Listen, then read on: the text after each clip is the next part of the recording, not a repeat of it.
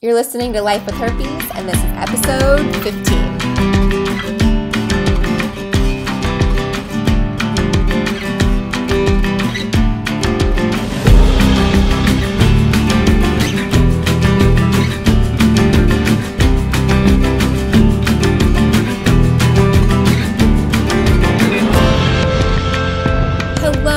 Alexandra Harbushka, host of the podcast Life with Herpes, and welcome to today's episode.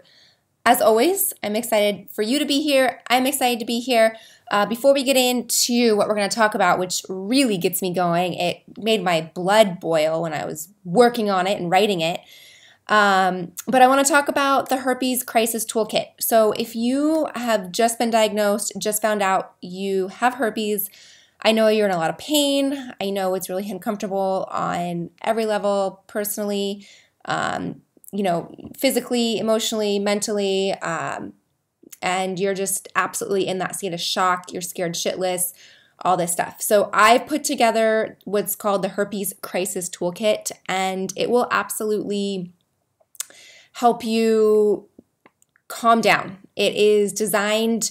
I wish I would have had this when I found out I was diagnosed with herpes. There's a crisis calmer. There's what you need to do in the first 24, 48, and even the first week. So it'll help walk you through. So head on over to lifewithherpes.com/crisis toolkit. Okay, guys, so today, gosh, this got me going. So it's an assumption. If you have herpes, you must be a swinger, prostitute, philanderer, or a slut. Yeah. How does that make you feel?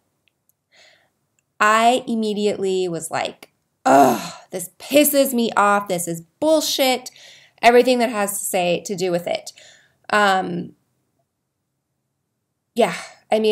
Just all those words. Swinger, prostitute, philanderer, slut. Now, first of all, who cares? Who cares who you sleep with? Who cares when you have sex? Who cares? Who cares how many partners you've had? Who cares? And the reason why these extremely derogatory names are being associated with herpes is because, in my opinion, it dates back to the article that was written by Time magazine back in the early 80s, specifically 1982. And the cover story was, "Herpes is the new scarlet letter." And before this article came out, herpes really wasn't that big of a deal. Yes, we knew as a generation, as a population, we knew that herpes existed.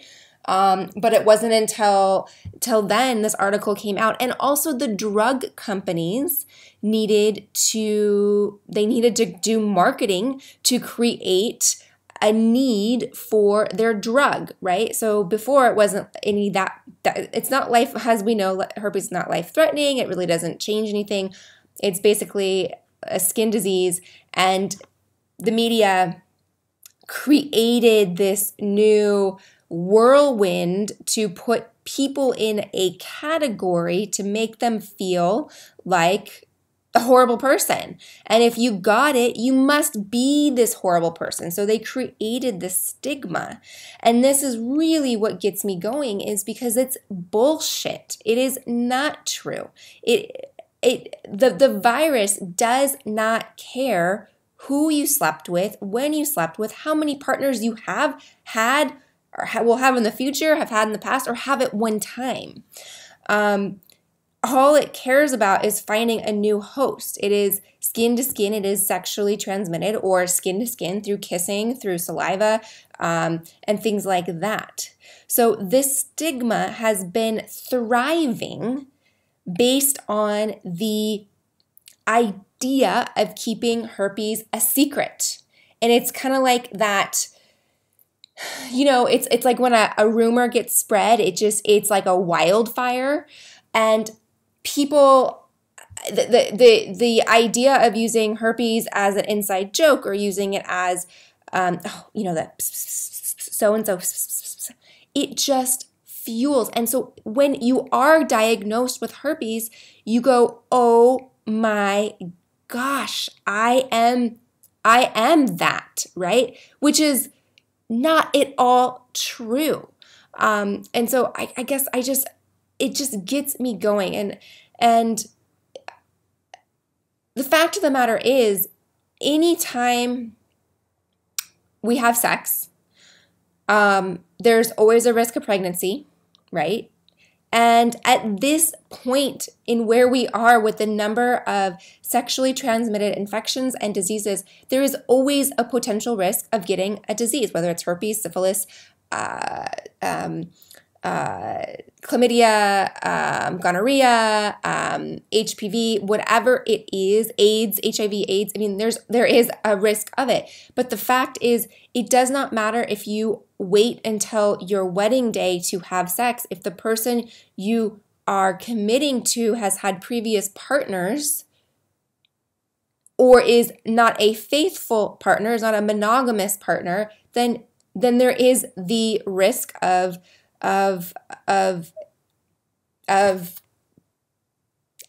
catching, of getting herpes. So for this article, or for people to say, oh, well, you must be a slut.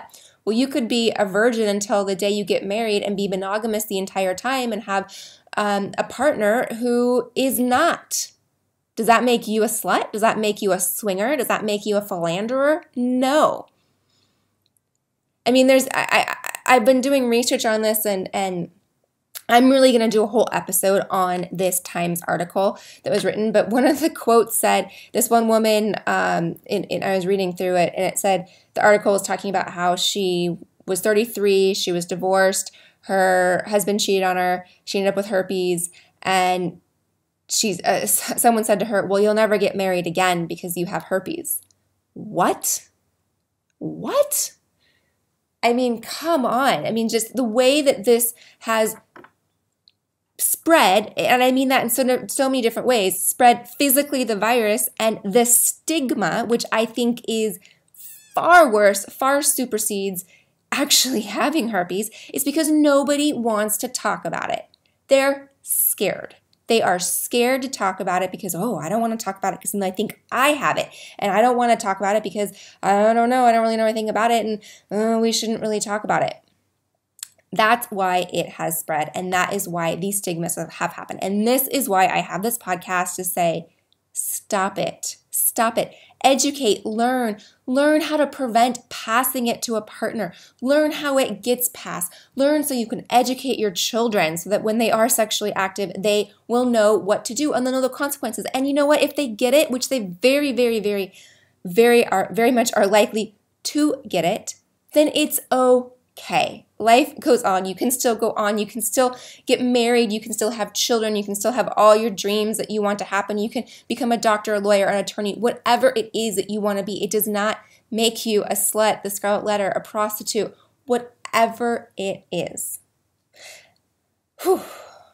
Okay. I think I need to stop with that, because I just need to stop right there, because I was getting so heated reading this and writing this out and talking about why we have this stigma, and it just gets me going. So again, you are none of these things. You are a beautiful, beautiful person who had sex, is sexually active, which is a natural, beautiful thing that happens to when we're adults and when we're ready and all those things. And that is what it is. It is natural and it is beautiful, and there's no reason to feel dirty or shameful or like you can never have sex again, or to shut that part of your body off. It'd be like shutting off your stomach, or shutting off or like cutting off an arm.